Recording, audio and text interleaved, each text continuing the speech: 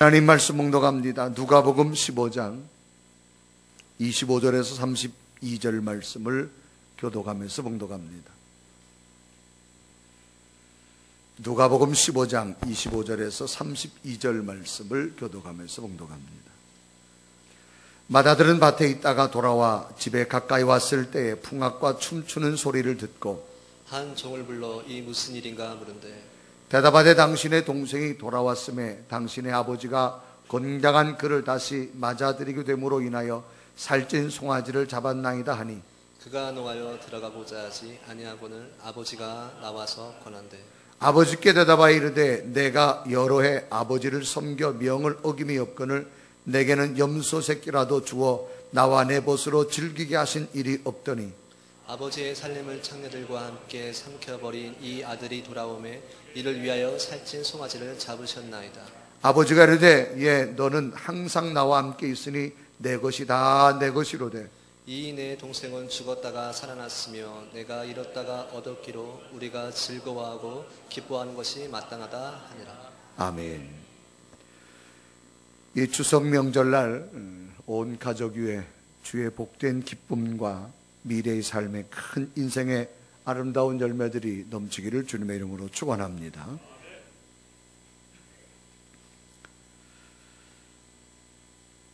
추석이라고 하는 단어는 음력 8월 보름을 기점으로 해서 드려지는 명절이죠. 한가위라고도 합니다.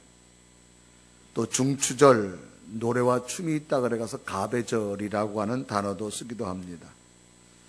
한 해 농사를 끝내고 오곡을 수확하는 시기이므로 명절 중에서 가장 풍성한 때를 의미합니다.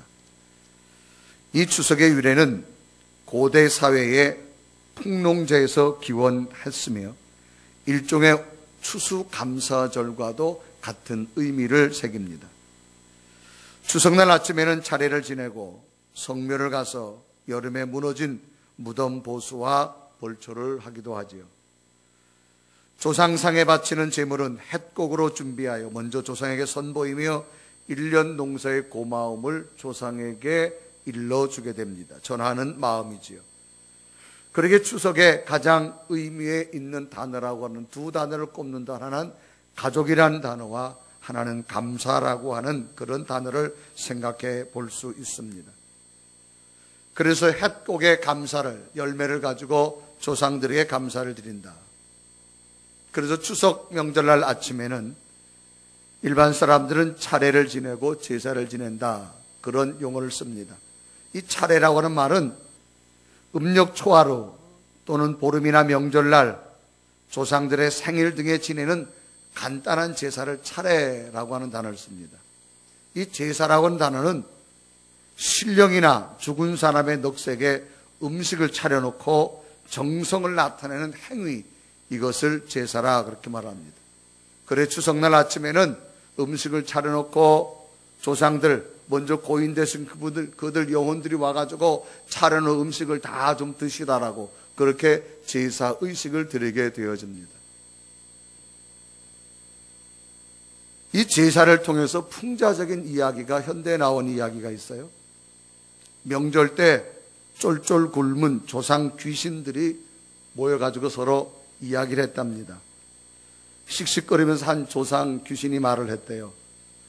추석 명절에 음식 먹으러 후손집에 가보니 글쎄 자녀들이 교통체증 때문에 처갓집에 갈 때 차 막힌다고 벌써 새벽에 자기들끼리 다 편한 시간에 드리고 제사가 끝났다라는 거예요. 가보니 설거지 끝나고 먹을 게 없더라는 거예요. 옆에 있던 두 번째 분통 터진 조상 귀신이 이를 말합니다. 자넨 그래도 나은 편이네. 나는 후손집에 가보니 집이 텅 비어 있더라고. 알고 보니 해외여행 가서 제사를 지낸다는 거야.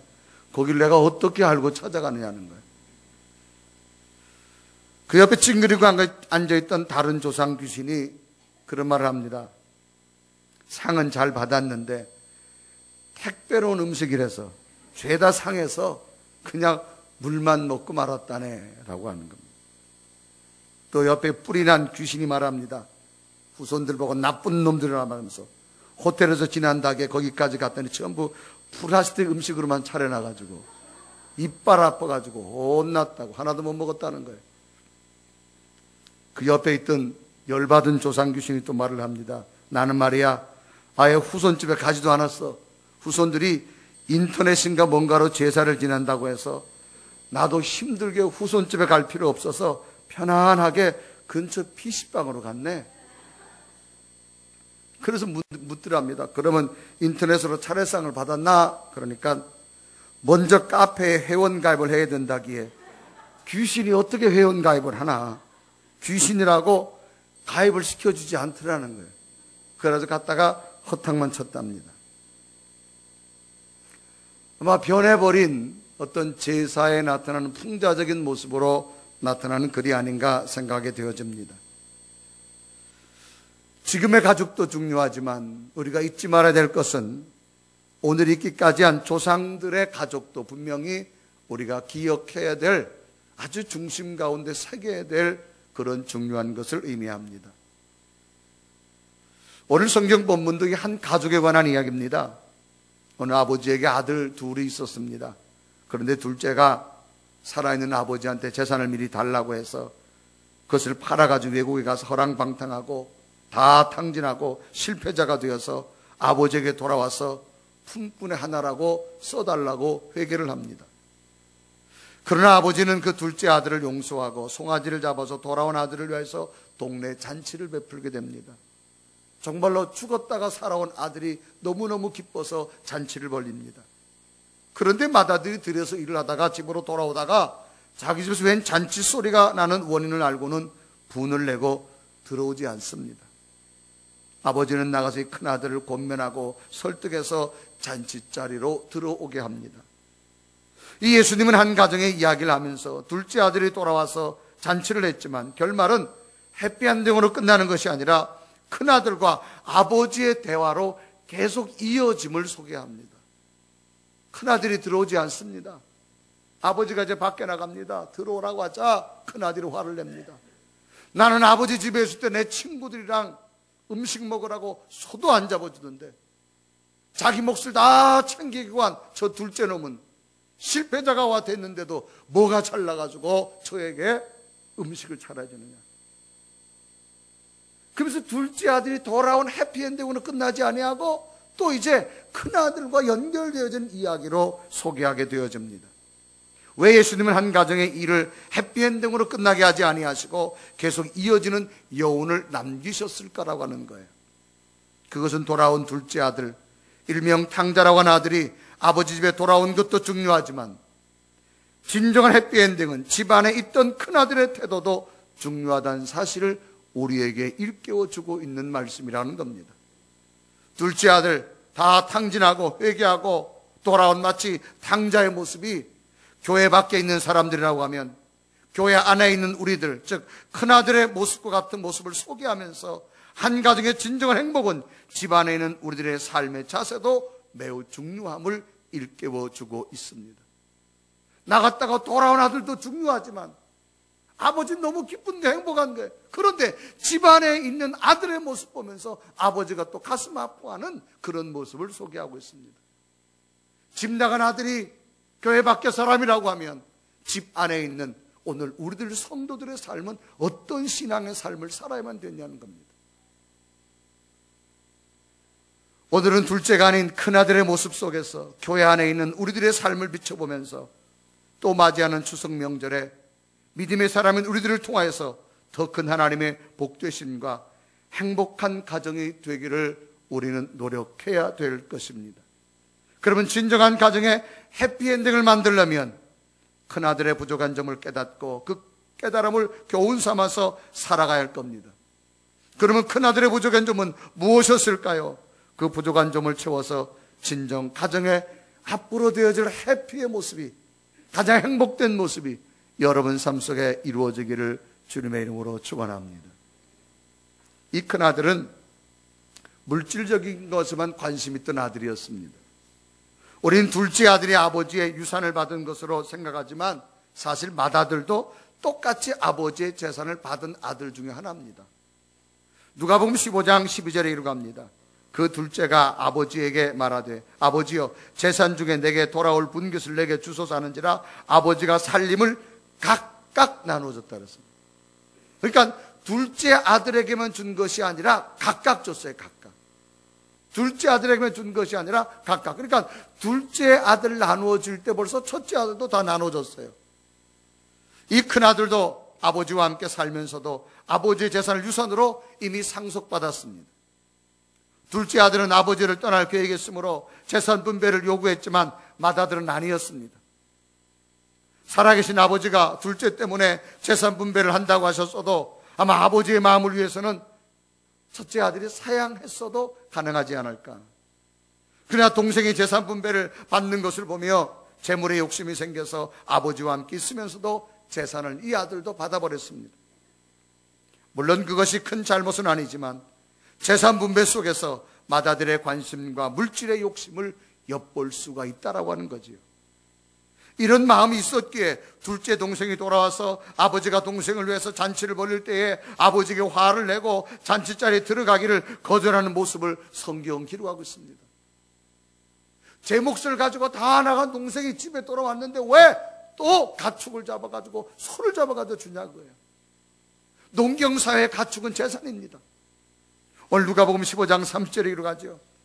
아버지의 살림을 장녀들과 함께 삼켜버린 이 아들이 돌아오매 이를 위해 살찐 송아를 잡으셨나이까. 왜 잡았냐 그 말이에요.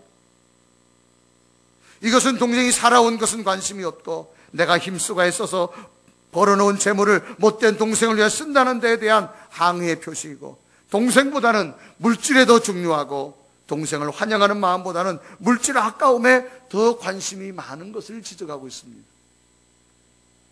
이제 맏아들의 마음을 소개하면서 아버지와 동생의 관계보다는 돈에 대한 많은 욕심과 집착 때문에 아버지가 원하는 진정한 가정의 행복이 깨져버리는 마음을 비유로 설명하고 있습니다.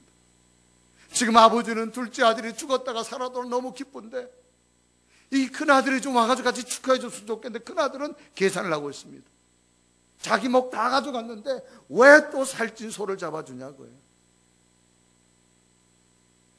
우린 여기서 이런 질문을 해볼 수 있습니다.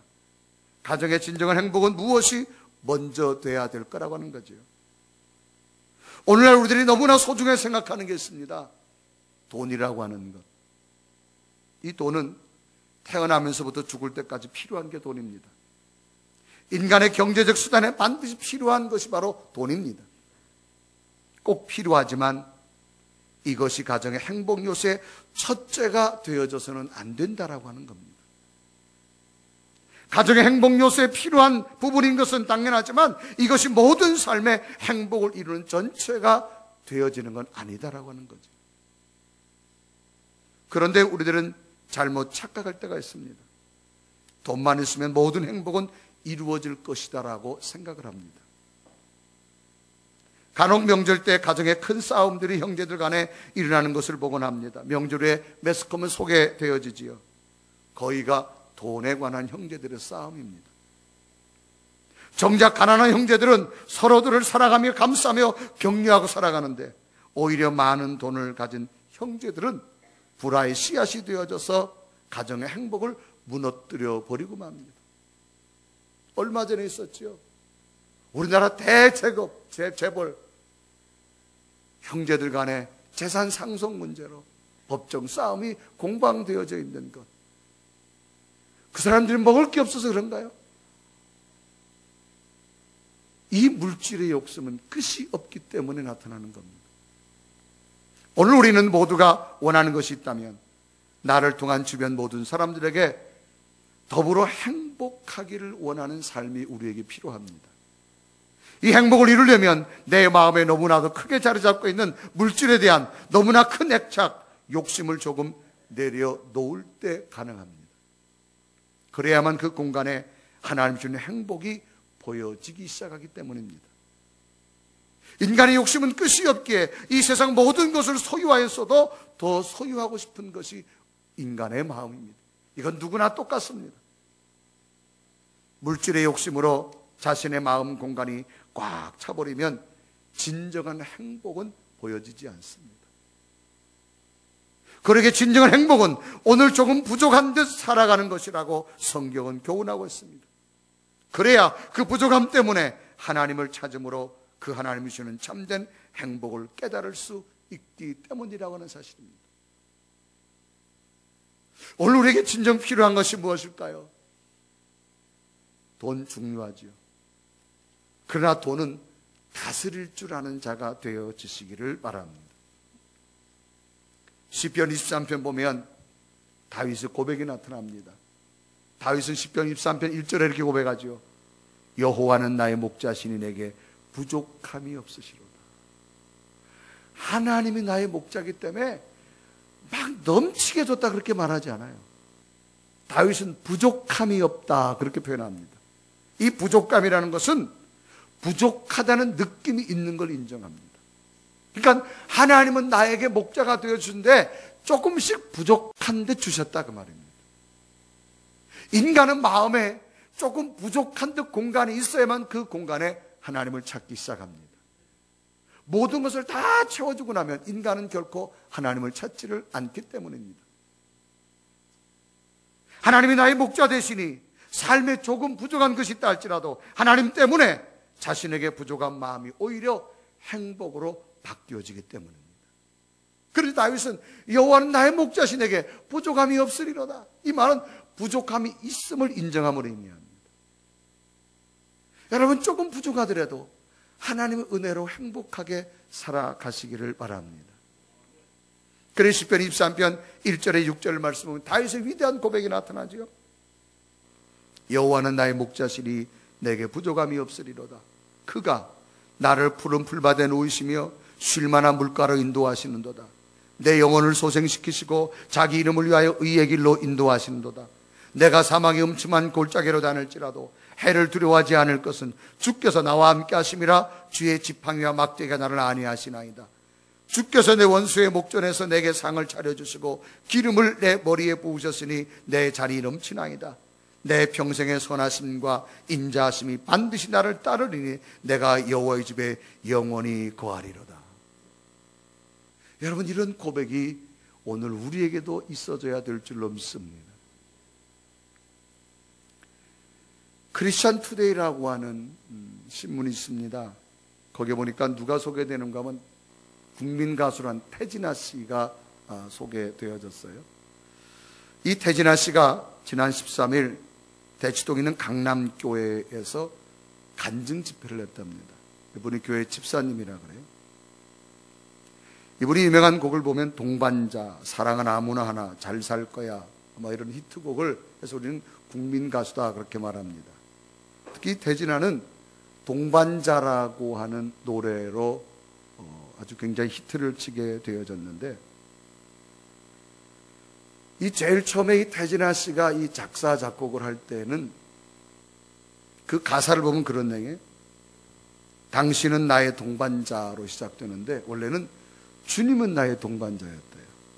주님은 나의 동반자, 영원한 나의 동반자, 내 생애 최고의 선물 주님과 만남이었어. 잘 살고 못 사는 건 타고난 팔자지만 주님만을 사랑해요. 영원한 동반. 이게 원래 주님이 글씨가 들어갔답니다. 그래서 복음성가로 처음에 만들었대요. 복음성가로 만들었는데 기도하던 중에 자기 믿음이 좀 너무 부족해가지고 정말 부를 용기가 아직 안 나더라는 거예요. 은혜는 받았는데 용기가 안 나가지고 이걸 어떻게 할까 하니까 그걸 먼저 주님이라 하지 말고 그걸 가지고 그러니까 복음을 전하는 마음으로 먼저 한번 국민들한테 불러봐라.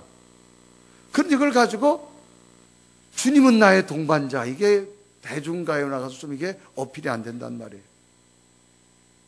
주님만을 사랑해요. 그래서 그 아들 이루한테 이걸 어떻게 하면 좋겠냐 그렇게 상의를 했대요. 그러니까 아들 이루가 그런 말 하더래요. 아버지 거기다가 주님을 빼고 우선 그러면 당신이라는 말을 쓰라는 거예요. 그러면은 아버지 마음속에는 주님이 있지만 일반 사람들은 일단 그렇게 들을 거 아니에요. 그래서 이 동반자 노래가 당신은 나의 동반자, 영원한 나의 동반자, 내 생의 최고의 선물 당신과 만남이었어. 잘 살고 못 사는 건 타고난 팔자지만 당신만을 사랑해 영원한. 이게 계속 반복되는 거예요. 이 노래가 보면. 그래가지고 이 자기가 이 은혜를 감기에 처음에 복음 선거로 만들었는데 후회했는데 이게 그냥 이렇게 히트곡이 되어줄 줄 몰랐다는 거예요. 오늘 우리 인생에 가장 소중한 것이 무엇일까요? 여러분, 내가 앞으로 살아온 삶보다는 앞으로 살아갈 삶이 더 적다라고 느껴지는 순간부터 인간은 하나님을 찾게 되어 있습니다. 그건 누구도 부인할 수 없습니다. 그러므로 여러분, 어떤 물질적인 것 때문에 가슴을 다 채우지 마시고 조금 부족하더라도 그 부족한 속에 하나님의 은혜를 채우셔서 행복하게 살아가는 여러분 되기를 바랍니다. 명절을 맞이했다고 누가 저한테 돈과 카드를 보내왔더라고요. 얼마나 많이 보내왔는지 좀 나눠주려고 그래요. 자, 좀 보여주세요. 저한테 누가 카톡으로 보내왔는데 추석 즐겁게 풍사고 잘 지내시고 약간의 현금과 카드를 보냅니다. 그러면서 보내면 여러분 받으십시오. 안 받으실래요? 여러분, 물질로 다 채우지 마시고 여러분 진정 물질이 아닌 다른 행복으로 채우는 가정들이 되어지시기를 바랍니다. 두 번째로 이 맏아들은 자신만을 내세우는 아들이었어요.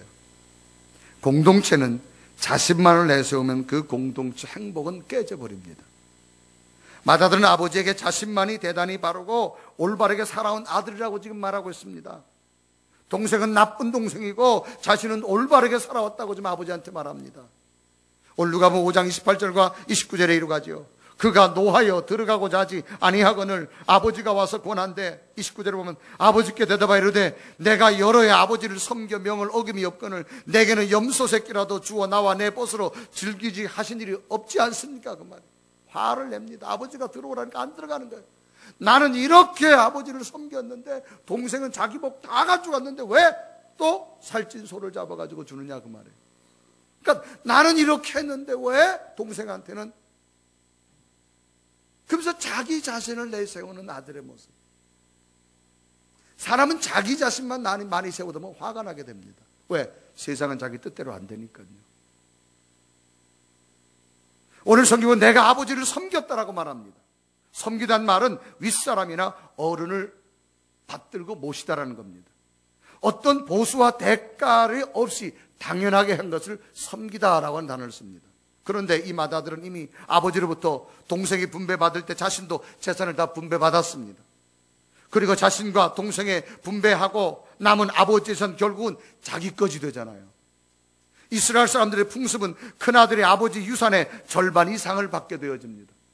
이제 동생을 받을 때 자기도 받았어요. 이제 그동안 재산이 늘어났을 거 아닙니까? 그러면 아버지가 돌아가서 그것마저도 동생은 집을 떠났으니까 자기 것이 되는 겁니다. 그래서 아버지도 이것을 맏아들에게 상기시키면서 노를 풀어라, 화내지 말아라 그렇게 말합니다. 화내지 말아라. 누가복음 15장 32절을 기록하죠. 아버지가 이르되 예, 너는 항상 나와 함께 있으니 내 것이 다 내 것이로되 그랬습니다. 내가 죽으면 다 네 것 아니야. 동생이 와가지고 지금 소 한 마리 잡는다고 화내지 말라는 거예요. 그런데 이 큰아들은 뭐라 말합니까? 나는 이렇게 했는데 자기만을 내세우게 됩니다. 여러분, 한 가정에 한 아들이 돌아왔는데 아버지는 기쁜데 한 아들이 화를 내고 있어요. 그 부모 마음이 여러분 그 가정에 행복하다고 말할 수 있겠습니까? 그러니 맏아들은 자기가 헌신적으로 아버지를 섬겼다고 주장하고 있지만 동생하고는 비교도 안 될 정도로 많은 재산을 받았고 또 앞으로도 받습니다. 그런데도 자기는 섬겼다라고 말합니다. 대개 여러분 남을 지정하는 사람들이요, 자기만 내세우는 사람은 아주 자기만 옳다고 말합니다. 자기만 옳다고. 자기만 옳다고 그래요. 여러분, 이 자기만 보는 사람, 이 무서운 사람들이에요. 이런 사람들은 어떤 자기 옆 사람을 보지 않습니다. 대가를 받고 일했으면서도 섬겼다고 말합니다. 그건 섬긴 게 아닙니다. 섬김이란 말을 쓰려면 아무 대가도 없이 손해를 감수하고 내 땀과 수고를 들이고 사용할 때 쓰는 말이 섬김입니다. 자식된 도리로 당연히 해야 될 일을 했음에도 큰아들은 자신만을 내세우며 동생은 잘못됐고 자신은 의로운 자라고 말하고 있습니다. 좋은 관계는 자신만을 내세우면 좋은 관계는 만들어지지 않습니다. 자신을 낮출 때 좋은 관계가 만들어지는 겁니다. 가정의 행복은 서로가 자신을 낮출 때 만들어지는 것이지, 서로가 자신만 잘났다고 상대는 잘못됐다고 하면 행복은 결코 만들어지지 않습니다. 이런 말이 있죠. 산은 못생긴 나무가 지키는 것이지 잘생긴 나무는 다 베어져서 잘라버리기에 그 산을 지킬 수가 없습니다. 우리는 착각에 빠져 나만 잘났다고, 나만 똑똑하다고. 가정은 여러분, 함께 품어주는 게 가정입니다. 그럴 때 행복이 만들어질 줄로 믿습니다. 그런데 우리는 나만 잘났다는 게 너무 만연되어 있어요, 여러분. 우리 사회도 보세요, 여러분. 자기만 똑똑하다는 사람이 얼마나 많습니까? 자기만이 최고라고 하는 사람들. 그런 말이 있어요. 고개를 숙이면 부딪히는 법이 없다라고 하는 말이 있습니다. 이 말은 조선 초에 맹사성이란 사람이 한 스승이 가르쳐주는 이야기입니다. 이 맹사성이 19에 과거에 급제를 합니다. 20살에 군수에 오르게 되지요. 뛰어난 학식 이 맹사성은 젊은 나이에 높은 자리에 올라서 아주 자만심으로 가득 찼습니다. 어느 날 고을에 임명을 받아가지고 그 고을에 가서 그 고을에서 제일 유명하다는 스승을 찾아갔습니다. 스승님이 생각하기에 이 고을을 다스리는 사람으로서 내가 최고로 삼아야 될 좌우명이 뭡니까? 그렇게 물었어요. 그러자 이 스승이 이런 대답했다 그래요. 그건 어렵지 않습니다. 나쁜 일을 하지 않고 착한 일을 많이 베푸시면 됩니다. 그렇게 말했어요. 그러자 이 많이 배운 이 군수가, 아니 그건 삼척동자도 아는데 먼 길을 내게 온 나에게 고작 해줄 수 있는 말이 그래, 당신이 훌륭한 스승이라는 사람이 그런 말밖에 못 해줍니까? 그렇게 오히려 반문을 한 거예요. 그래서 이 맹사성은 거만하게 말하고 자리에서 일어나라고 했습니다. 그러자 이 스승은 그래도 여기까지 오셨는데 차나 한잔하고 가시지요 그랬어요. 그래서 다시 앉혔습니다. 그런데 이 스승은 맹사성의 이 찻잔에 물을 붓는데 계속 붓는 게 물이 넘치도록, 찻잔에 물이 넘쳤는데도 계속 부어버립니다. 그러자 그걸 보고 있더니 맹사성이, 아니 이게 무슨 짓입니까? 아니 이런 결례가 어디 있습니까? 하면서 화를 냅니다. 그럴 때 스승이 그런 말을 합니다. 찬물이 넘쳐 방바닥을 적시는 것은 알고 있으면서 지식이 넘쳐 인품을 망치는 것을 어찌 모르시오. 그런 말이에요. 찬물이 방바닥에 넘쳐서 적시는 것을 알고 지식이 넘쳐서 인품을 망치는 것은 어찌 모르시오. 이 부끄러웠던 맹사성은 황급히 나서 방문을 열고 나갔는데 이 문틀에다 쾅 부딪히고 말았어요. 그때 빙그레 스승이 웃으면서 말합니다. 고개를 숙이면 부딪히는 법이 없습니다.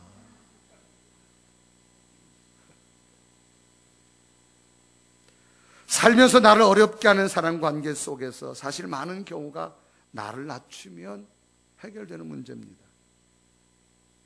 그런데 우리는 나를 낮추지 못하지요. 자꾸만 나를 내세우려고 합니다. 가정의 행복은 서로를 존중해주며 서로가 낮아질 때 찾아오게 되어지는 겁니다. 사도 바울은요, 나는 십자가 앞에 날마다 죽는다라는 표현을 썼습니다. 우린 가정이란 공동체, 교회란 공동체, 국가란 공동체를 봅니다. 자신만이 옳다고 내세운 사람들 많이 보게 되지요. 자신만 똑똑하기에 남을 지적하게 되어집니다. 정말 많이 배운 사람들요, 정말 많이 가진 사람들, 제가 만나본 사람들은 다 겸손합니다. 정말 배우신 분, 정말 돈 많이 가진 분은 정말 겸손합니다. 무엇인가 조금 배우고 무엇인가 조금 가진 사람이 자랑합니다. 교회 생활도 보면요, 진정한 믿음의 헌신자는 말이 없습니다. 그런데 믿음이 수반되지 않은 헌신은 언제나 자봉을 만들어내고 맙니다. 우리 오늘 나 때문에 주변 사람들이 행복할 수 있는 동기가 돼야 될 줄로 믿습니다. 나 때문에 가정이 행복되어야 되고, 나 때문에 교회가 행복하고 주변 사람들이 행복을 줄 수 있는 사람, 이것이 바로 참된 행복자의 삶이 아닌가 한번 우리는 생각해 봅니다.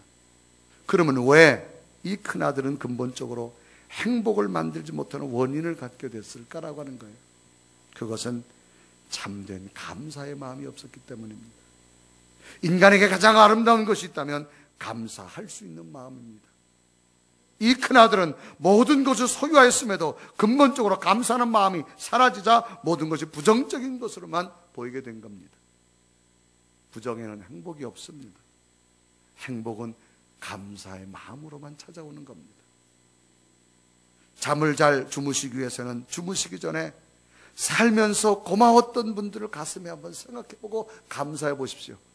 잠이 잘 올 겁니다. 그런데 나를 힘들게 했던 사람들만 생각해 보십시오. 열받아서 잠이 안 옵니다. 침대가 아무리 좋고 비싸다 할지라도 침대는 돈으로 살 수 있지만 행복을 느끼는 잠은 돈이 아닌 감사의 마음으로 누릴 수가 있는 선물입니다. 행복은 밖에서 찾아지는 것이 아니라 내 안에서부터 찾아지는 겁니다. 이 추석 명절 지나온 시간에 하나님과 함께 하셨음을 감사하십시오.